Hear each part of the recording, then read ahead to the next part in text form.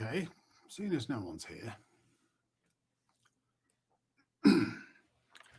As no one's here, I'll turn off the sound on my YouTube and just go through what Juan Sin Miedo has been talking about today. This is Juan Sin Miedo's Telegram channel, also known as Fearless John, also known as Ukraine Exposed. So, European Parliament corruption scandal, what we know so far. So it's been 2 weeks since Belgian media broke news of the corruption scandal now called Qatargate. A group of people were allegedly suspected of intervening politically with members working at the European Parliament for the benefit of Qatar and Morocco against payment. I didn't realise Morocco was involved. I thought it was Qatar. The particular woman that was involved is Eva Kaili. She's an MEP for Greece, and she was one of the EU's 14 vice presidents. And her lawyer has made very clear that it is Josep Borrell who is at the top of this Qatargate, collecting lots of money. Hello, Nick Kennedy.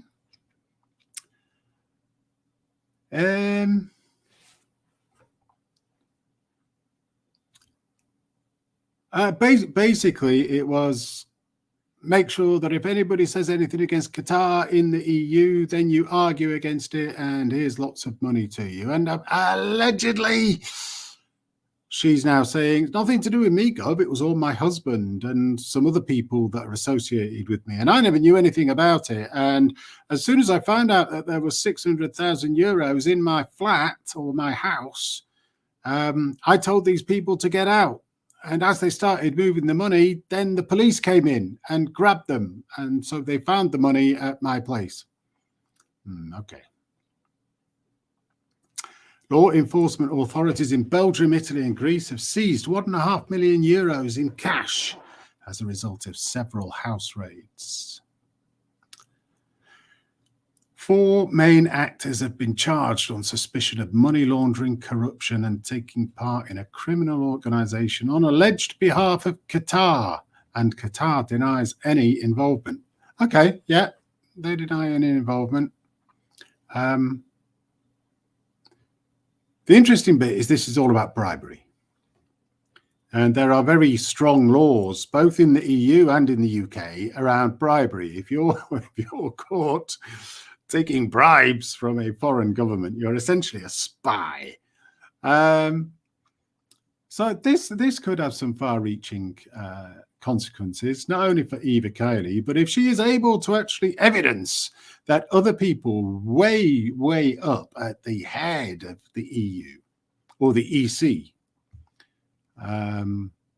are involved, that starts making it really interesting. Who is involved? It says here, Eva Kaili, Francesco Giorgi, Pier Antonio Panzeri, and Nicola Figa Talamanca.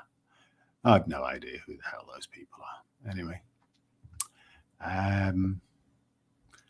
Ukraine is wondering who else to ask for money from. Ukraine to boost diplomacy in Africa and other regions. Yeah, right. Yeah, none of them are really listening to you over in Africa, Monsieur Zelensky. They're all listening to Monsieur Putin because he actually offers them something. And, you know, when you demanded that Odessa's port had to be opened up so that you could send all of your grain over to these countries in Africa that were all starving because there was no grain getting out.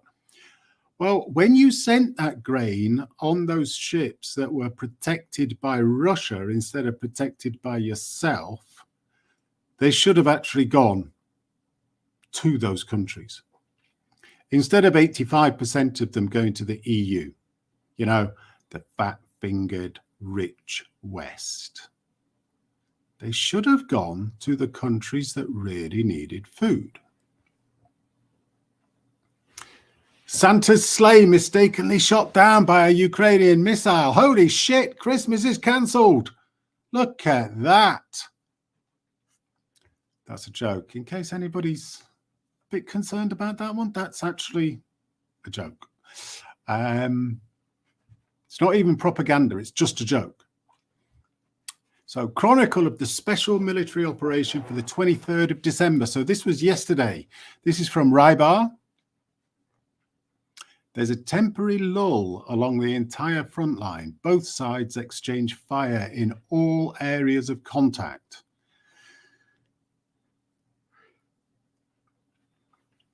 In the Starobelsk direction, in the Serebryansk forestry area, the Russian Federation armed forces have destroyed an enemy SRG. I don't know what an SRG is. Artillery duels are taking place along the entire line of contact. Okay, so they're fighting each other. Bang, bang, bang, bang, bang. Each of them fighting each other. There's no indication that anyone's getting on top. But there's only one indication that a particular aspect of something has been hit. Solidar direction. In the Bakhmut-Artyomovsk sector. So Bakhmut is a town in Donetsk region that is called Artyomovsk in Russian or in Russia. So if you hear Bakhmut and you hear Artyomovsk, they relate to the same thing. However, there are other Artyomovsks, other places that are also called Artyomovsk.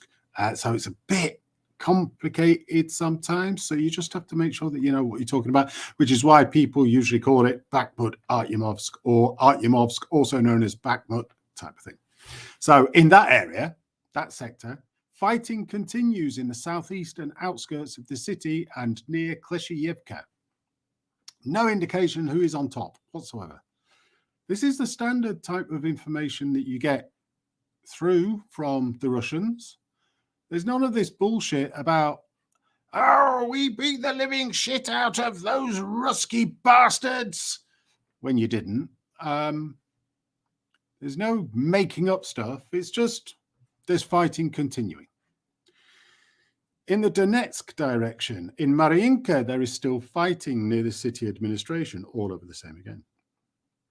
In Donetsk, enemy terrorist forces, so Ukrainian forces, they call them enemy terrorist forces because they're firing on civilians in Donetsk, because in those areas, there are no military areas. There's no military there.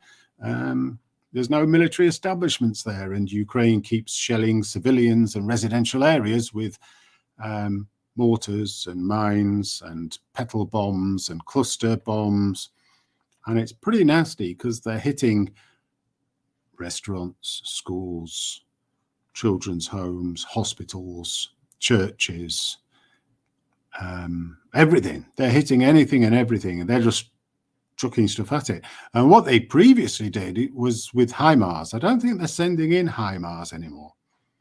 But when HIMARS was hitting something, you can actually say they were purposefully targeting those areas. And that's the interesting bit about that, because HIMARS is very, very accurate. So enemy terrorist forces, Ukrainian forces, are shelling Donetsk, Makiivka, Golovka, Zanivotaya, and Golmovsky once again, and there are civilian casualties.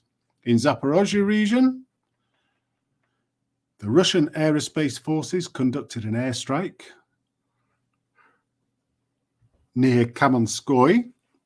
At the same time, Russian artillery operated on targets in Orkhov, Charevnoye, Zalizhnaya. So the Russians are doing something in that area, targeting some places. In Kherson, on the southern front, the Russian Federation Armed Forces carried out strikes on Ukrainian targets in 5 different places. So you can see from the map all these little red blobs. These are lots of things going on. Some of it is where Russia was targeting stuff. Some of it's where Ukraine was targeting stuff. And other bits of it is where they're just fighting each other. If I was able to actually play some of these videos and put on the sound, it might be useful. I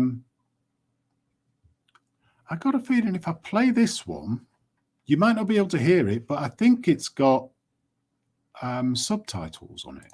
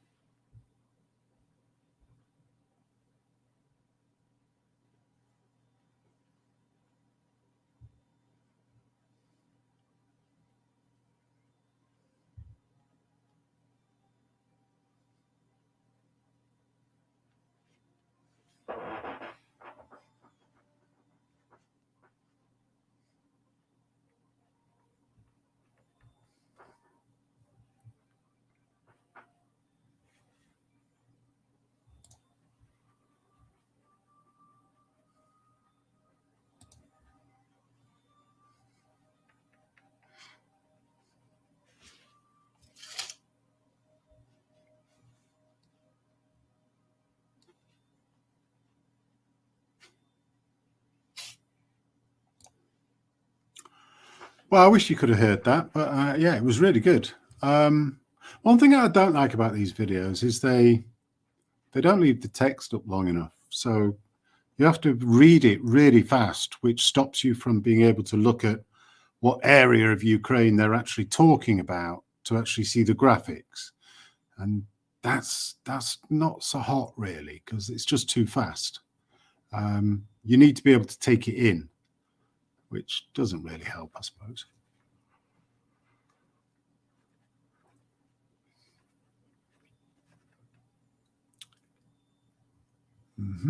Not a lot there. The Brzezinski-Wolfowitz version of Mackinder theory. George Macmillan III and the Working Brothers sat down to have an academic look at the history of the attempts at isolating Russia. So there's a bunch of videos, 4 of them. And I think you've got to admit, I mean, if you were my age, you'd understand how much my society has tried to indoctrinate me to hate Russia right from when I was very, very, very young, in exactly the same way that I was taught to hate Germany in terms of the Nazis from World War II. But the hatred of Germany was sort of removed. But the hatred of the USSR and Russia has never been removed. And I find that fascinating because I don't really understand it. One thing that I do remember all the way from my youth is just seeing photographs of Moscow, Kremlin Square, these unbelievably colourful buildings with these big turrets on it. It's like, I always just wanted to go there. And I've always had this desire, therefore, to go to Russia. I've never been, never even attempted to go, never looked at it. It's just been something that's been at the back. Always wanted to go, which prevented me from hating them, despite the attempts by my society to make me hate them. You know, better dead than red and all that sort of stuff. And now there's all the stuff going on about well, if we don't stop Russia, then they're just going to keep on going and we're all going to be red. That's absolute bullshit. And we know it's bullshit because what we do know from Russia is that they learn from history, they learn from mistakes, they learn from big military mistakes. And they understood that while Germany was merely holding off the Western front, the Western side of things, Germany was doing all right. As soon as Germany tried expanding east into Russia, it became very clear that Germany had overextended itself. And yes, Russia was quite weak and militarily, and Germany was very, very strong, but they couldn't hold it. There's no way they could take Russia. It's just not possible. So 26 million Russian people, mainly men, died, yes, but they saved their country. That's why they call it the Great Patriotic War. And they learn from that. Do not overextend yourself if you're going to do something. That's why the USSR and Russia never attempted to go further west, ever. Just didn't do it. They had their areas. They got Russia. Then they've got their buffer states next to Russia, in between them and the West. So we're talking the Baltic states, Estonia, Lithuania, Latvia. You've got Belarus, you've got Ukraine, you've got Poland, you've got Romania.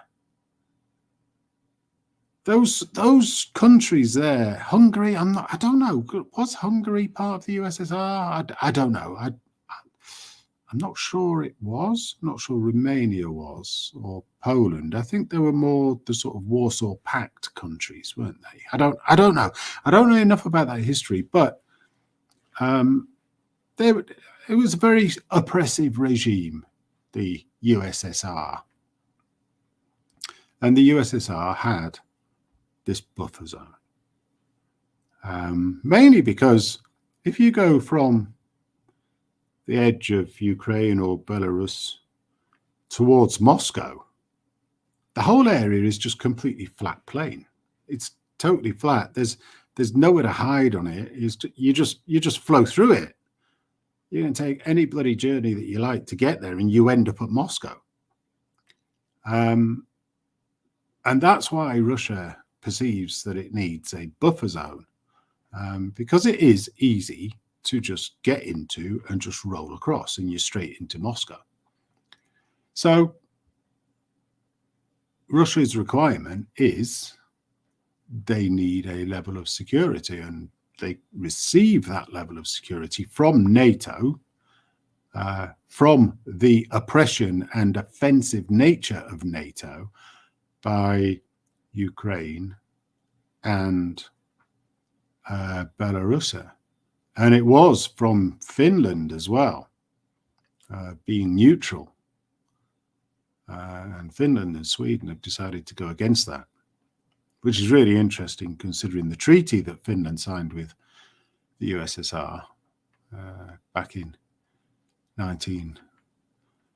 1940s. It was either after the Winter War or it was after the Second World War, when Finland was beaten, having allied with the Germans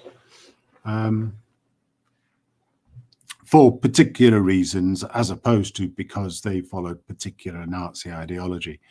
Finland was very interested in trying to play its own game and play different people off each other and just protect its independence. And they just made some bad decisions. They made some good decisions tactically and militarily, but in the end, they made the bad decision because they chose the defeated side, the Nazis, which is exactly where the West is with Ukraine now, choosing the wrong side completely. Because they're not very nice people, really. Let's see what else is on here. Recently, an American mercenary who fought in the Azov SS regiment, Justin Banks, gave an interview during which he spoke about his participation in the hostilities against the Russian army. But I can't show you the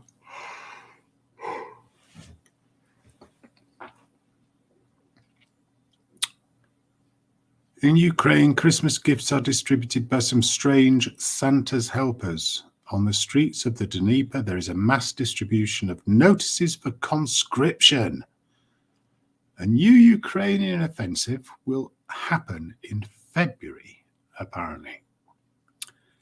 And that's going to happen with mainly, I suspect, women, disabled men, retirees, people who have got health problems, people who can't walk properly, all those sorts of things. Just cannon fodder, basically.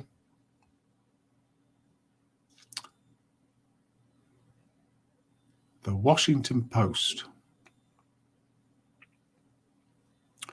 Inside the monumental stop-start effort to arm Ukraine, the US supply of weapons has never been enough for Kiev. But for Washington and the Pentagon, there are broader concerns. So says the Washington Post.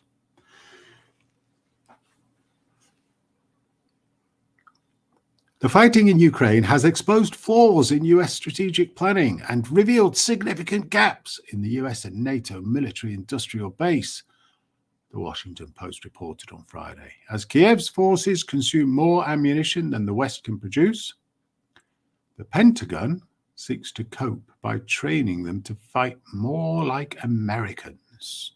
Oh, la la la la la America. I want to be in America.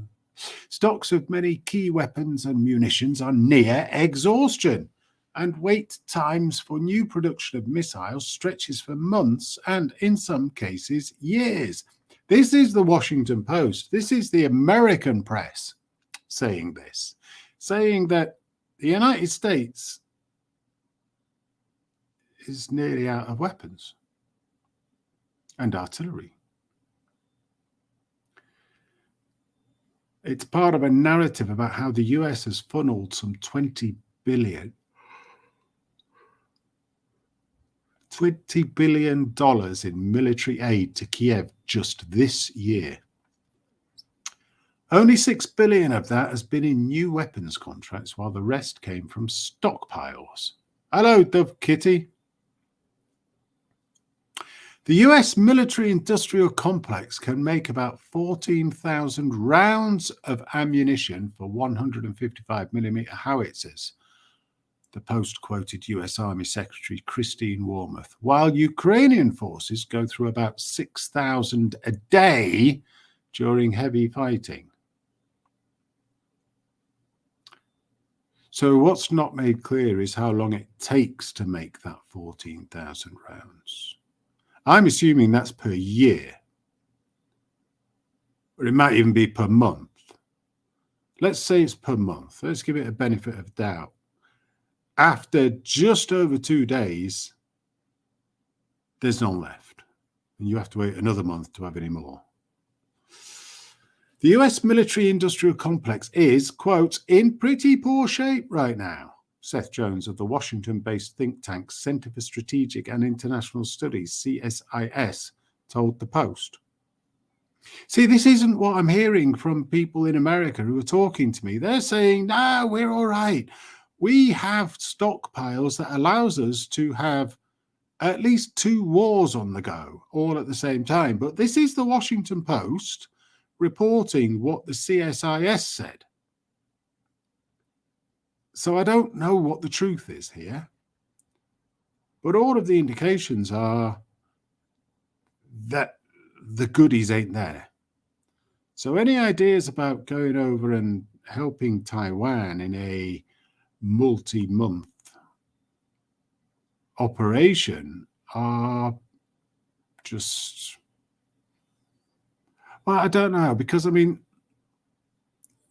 the stuff to do with Taiwan would be naval-based, Navy-based. And none of what's happening in Ukraine is Navy-based. That's all land-based. Anyway, let's just put that to the side. Let's read the last little comment here. We are really low and we're not even fighting, Jones said. Seth Jones of the CSIS. Adding that in scenarios where the US is facing China or Russia in a conventional conflict, quote, we don't make it past 4 or 5 days in a war game before we run out of precision missiles. So those are quotes actually from people in America, from think tanks, from the Washington Post, about how bad it is in America. And as Dove Kitty says, yes, let's not feed or aid our needy. Yeah, you've got a lot of people in America who really need some help, but instead all they've got is inflation, very high prices, not getting any help. And instead we're throwing money into a war where we don't even know who the bad guy is and who the good guy is. And it's all mixed up in stuff that goes back to 1991. And everybody's position on this is based on an ideology.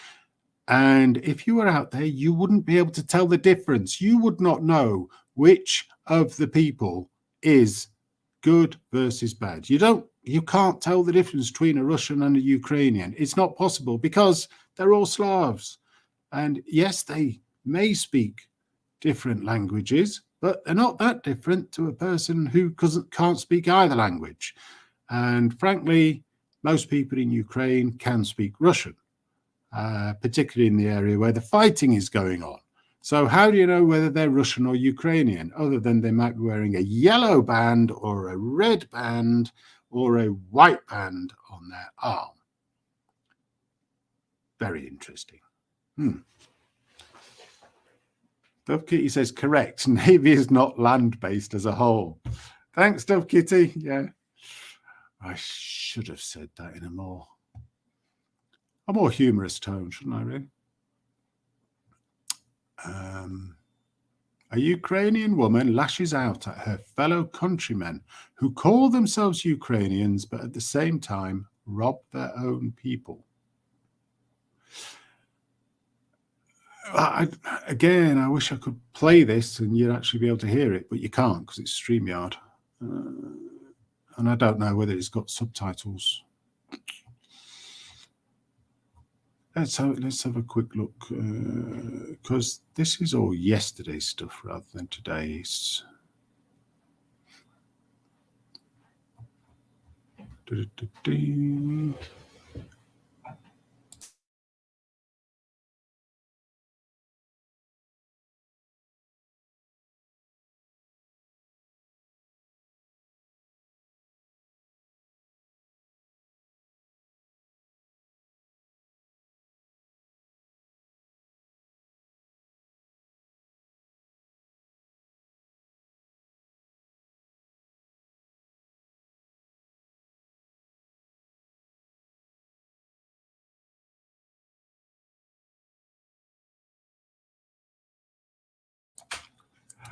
Well, I'm only going to be on for a couple of minutes more because my son has come back from being out at the pub. It's nearly 10:30. Christmas Eve. What day? We're eventually on to Christmas Eve on this stuff. So,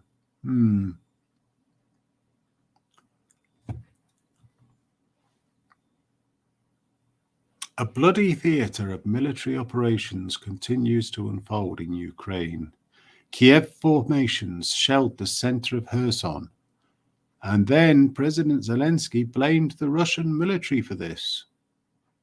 However, at the impact site, according to local channels, they found striking elements of the GMLRS missile of the American HIMARS MLRS, which are in service with Ukraine.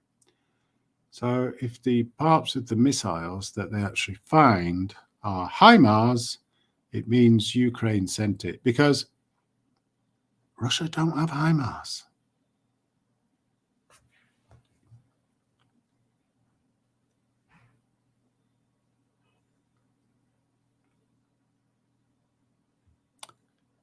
This is the elements of the RM-70 projectile and traces. And I believe based on various aspects of the traces, you can work out what direction a missile has come from. But I'm no expert in this. And I'm assuming that this is some kind of indication of HIMARS, but I could be wrong. Let's see what else. Ooh. Yeah. There ain't no Nazis in Ukraine.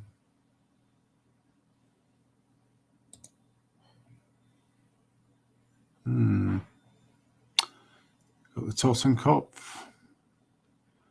Got the old German cross. We got the OUN. We got Azov with the Schutzstaffel.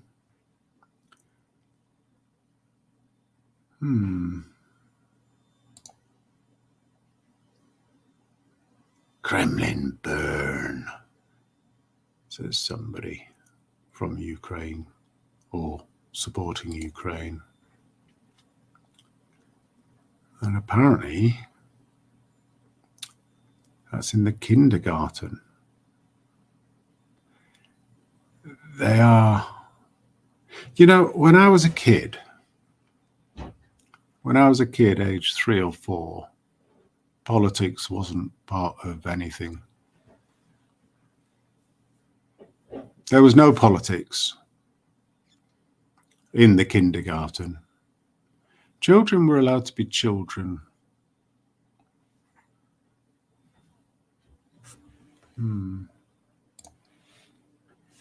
Oh, baubles saying Sieg Heil and with swastikas on it. Not the old Indian swastika, but the Nazi Sieg Heil swastika. Yeah, it's just Christmas baubles, I'm telling you. They're just Christmas baubles. That's all they are.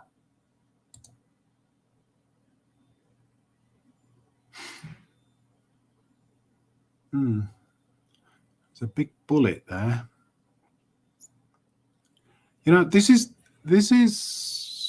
celebrating Christmas, okay? Some people are sick in the head. I've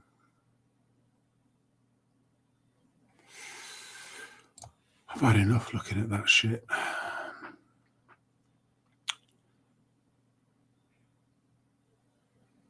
So the frontline battle intensifies near Golovka and Artyomovsk / Bakhmut.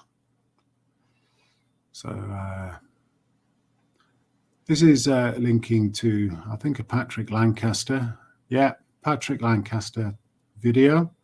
Patrick Lancaster is an American journalist that is out in the special military operation area. He's been living in Donetsk for the last 8 years.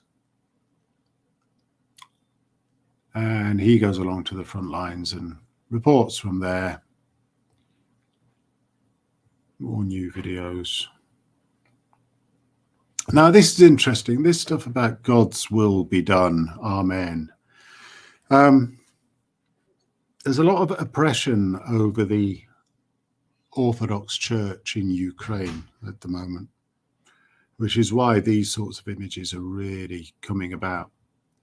So the Ukrainian Secret Service, oftentimes with American or other mercenaries with guns alongside them, go along all dressed like this in their military fatigues. So I'm only using these people as an example of what's actually happening. Bunches of people in their military fatigues with guns from the Ukrainian armed forces and the Ukrainian secret services are attacking Orthodox churches, going in there and arresting the priests and accusing them of being traitors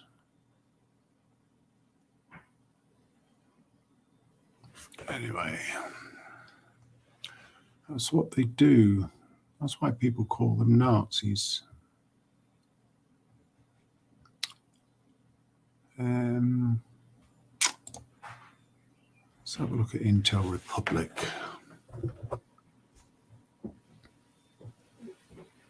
How's it going?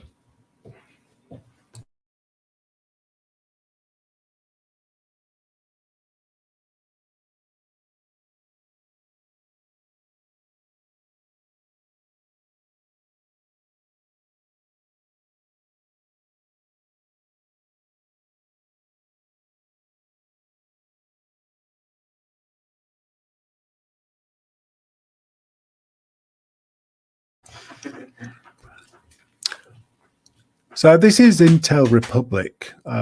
This is another Telegram channel. And this is today's stuff. And a lot of these things repeat each other. So this is again, the Ukrainian army continues to terrorize the population of Kherson. And of course, the Ukrainians say that the terrorism is done by the Russians in exactly the same way that the Ukrainians say that the Russians are shelling and bombing Zaporozhye nuclear power plant, where it's held by the Russians and it's surrounded by the Russians. So why would the Russians want to set off a nuclear power plant in their own backyard while they're protecting it and using it? It amazes me how many people can twist the facts and determine that the twisted facts that they've heard from somebody are true. The other stuff is about Donetsk. Donetsk has been under the Donetsk People's Republic and has joined now the Russian Federation. It's part of the Russian Federation, according to Russia, according to their referendum. So Russia has said this is now Russian land. And the Western media still tries to say it's Russia that is bombing its own people. Really? Only the most stupid, blind, or idiotic could ever believe that. But that's where the Daily Mail and the Daily Express come in.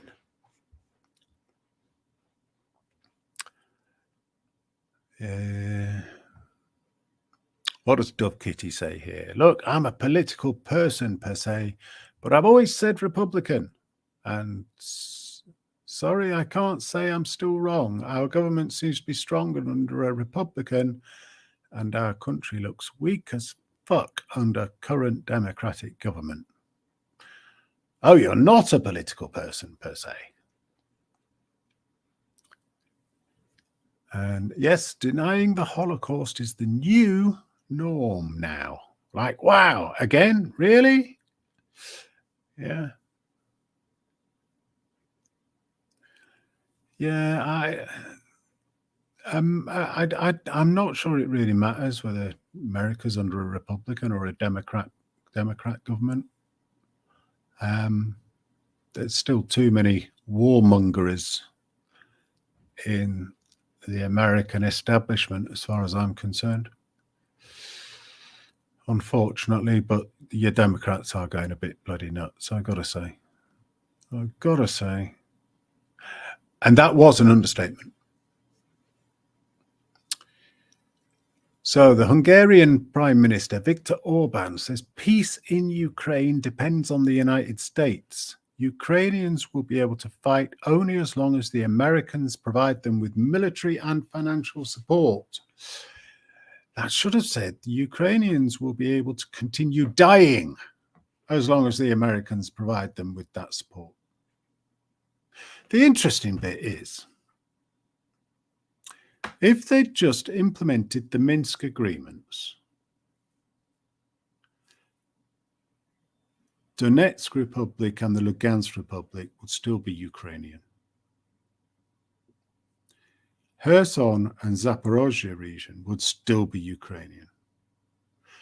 100,000 people would not have died. And that's just from Ukraine. That's not including the Russians. So there's extra that have died. And there's extra people from the DPR and the LPR have died as well.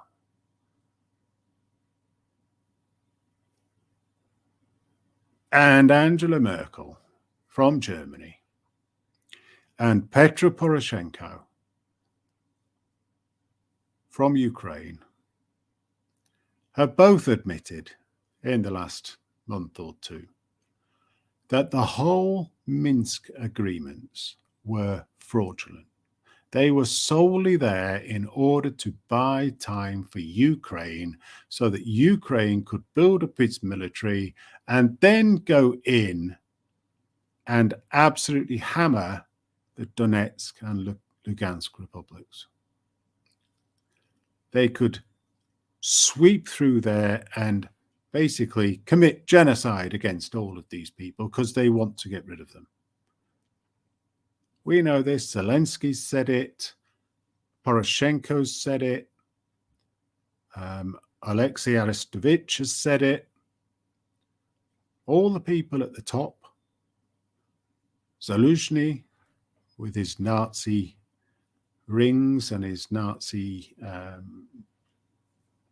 bracelets. They all just want to get rid of anybody that's not Ukrainian from Ukraine so that they can make an ultra-nationalist country. Unlucky, unlucky. When Zelensky turned round and said in 2019, if you don't like it here, go to Russia. When he said that to the Donetsk and Lugansk areas, the people there, they finally said, yes, okay. And in line with the United Nations requirements, they took their land with them as well. They have chosen their direction.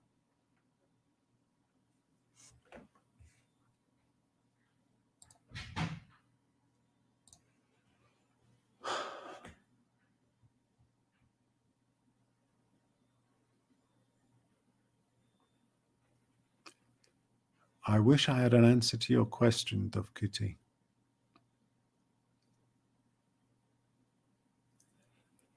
But this isn't genocide at the moment. This is two sides fighting each other.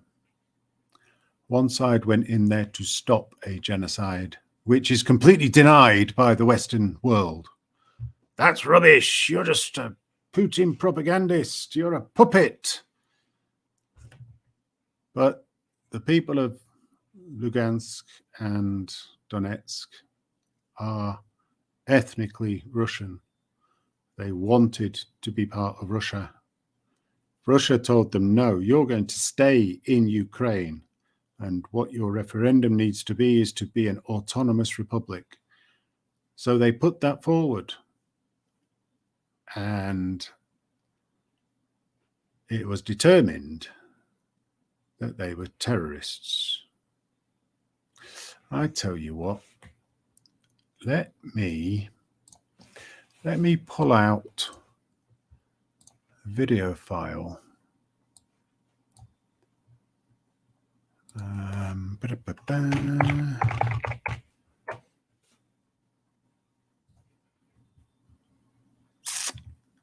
Here we go. This stuff shocks me, does this? Немає. У нас пенсії будуть, у них немає. У нас піклування під дітей, під людей, під пенсіонерів, під дітей буде, у них немає. У нас діти підуть до школи, до дитячих садків, у них вони будуть сидіти в підвалах, бо вони нічого не вміють робити. І так, і саме так ми виграємо цю війну. That was 2014. May 2014, I think it was, or it might have been November 2014. That was in Odessa. It was either just before or after the trade union Congress building massacre, trade union building massacre in Odessa, where a bunch of people, ethnic Russians, who were against the Maidan and were protesting it peacefully were assaulted by people with guns and bats. They were forced into the trade union building, and then the people with the guns and the bats made Molotov cocktails and burnt the place down. And 50-odd people died. And not all of them died in the building being burned alive. Some of them jumped from the first or second floors. And if somebody with a gun saw them at a window while they were about to jump, they were shot at. If these people did manage to jump and ended up on the ground, they had the shit beaten out of them with a bat and were killed. And not one person, despite the videos of this stuff going on, has ever been convicted.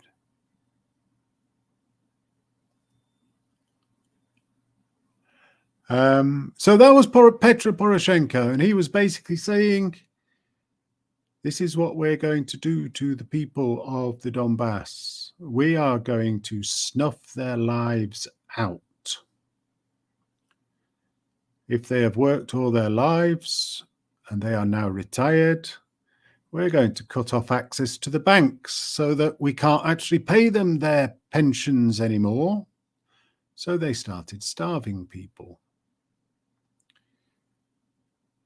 Our children will go to schools. Theirs will cower in basements. That's exactly what he did. That is the definition of a terrorist.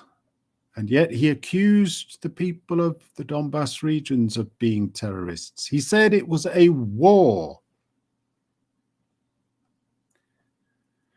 And so he sent his newly endorsed, government-sponsored, government-funded Nazi Azov and Aidar battalions with machine guns and missiles and tanks and mortars to annihilate the people of the Donbass.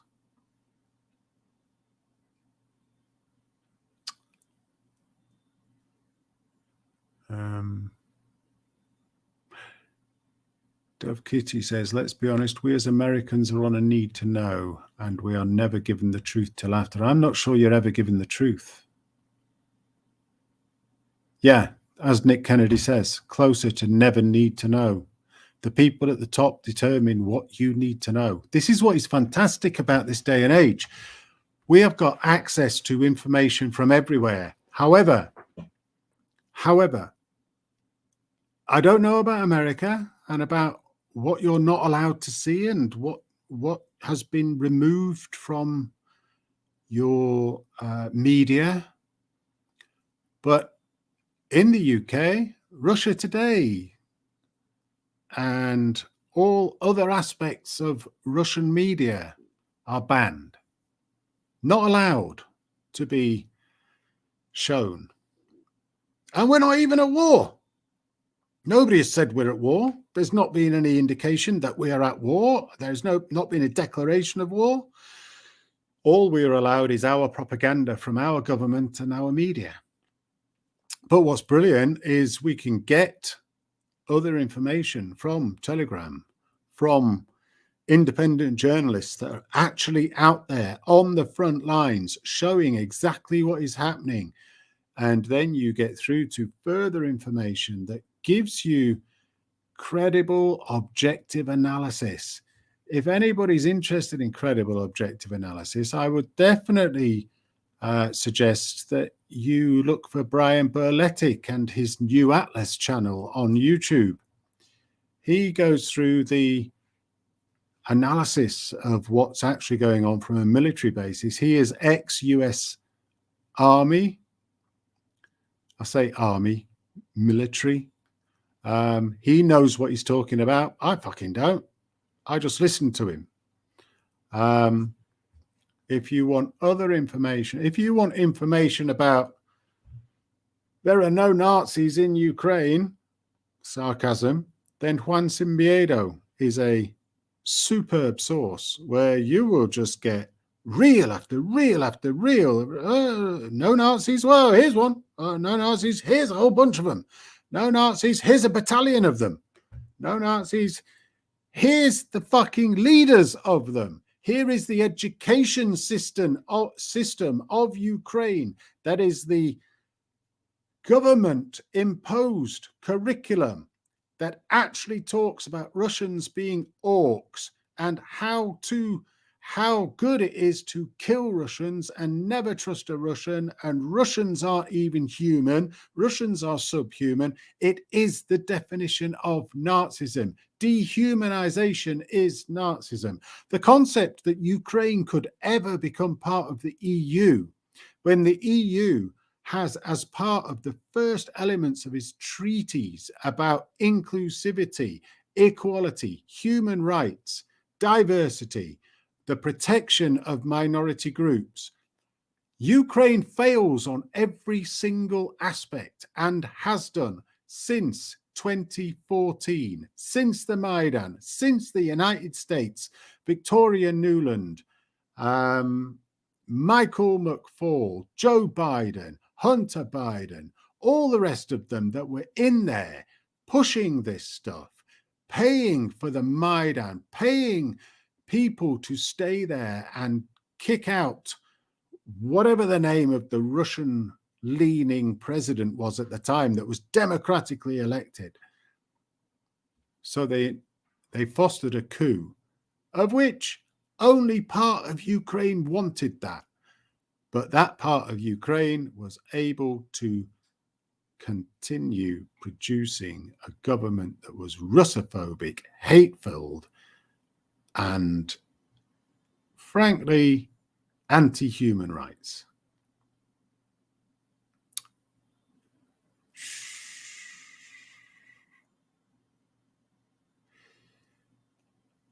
Nick Kennedy, interesting. What's removed from media? What's changed from school books from one place to the next? You're absolutely right.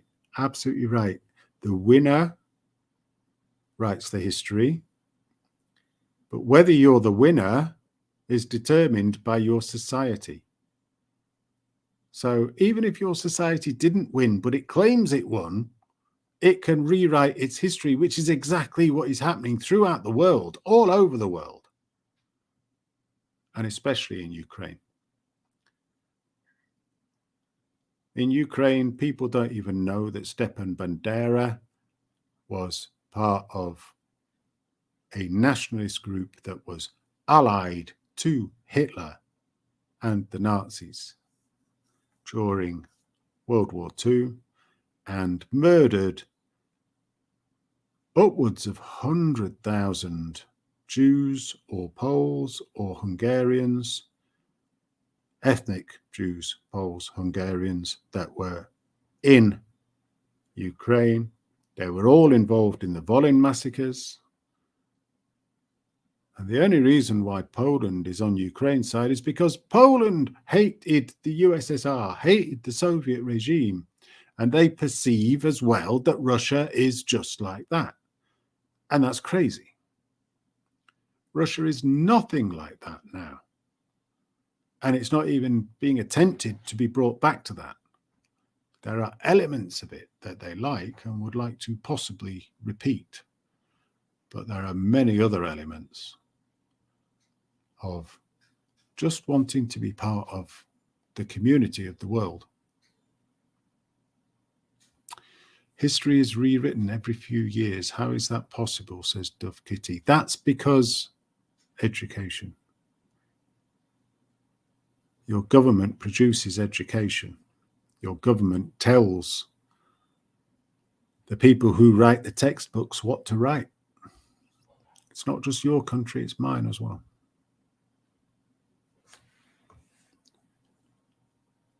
Who else is good? Vanessa Beeley. If you're interested, Vanessa Beeley and her friend Eva Karine Bartlett.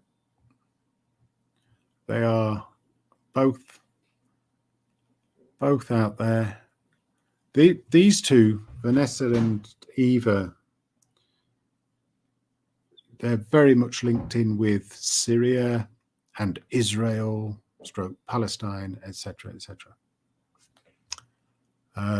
But the key one that you really want to watch, if you're interested, is the Duran. Alex Christoforou and Alexander Mercouris. If you're interested in understanding what's going on now and trying to figure out the geopolitics between it, what does it all mean? Who's saying what are they saying? Can you believe it? Is it just propaganda? Is it just cap? Is it realistic? Is it objective? These are the people that'll do it for. Do you well. Right, I've got to get out of here because my kids have come back and they want to come in the room and I'm just hogging it really. So, thank you very much for watching and I'm out of here. Thanks, Dove Kitty, and thank you, Nick Kennedy, for contributing in the side chat.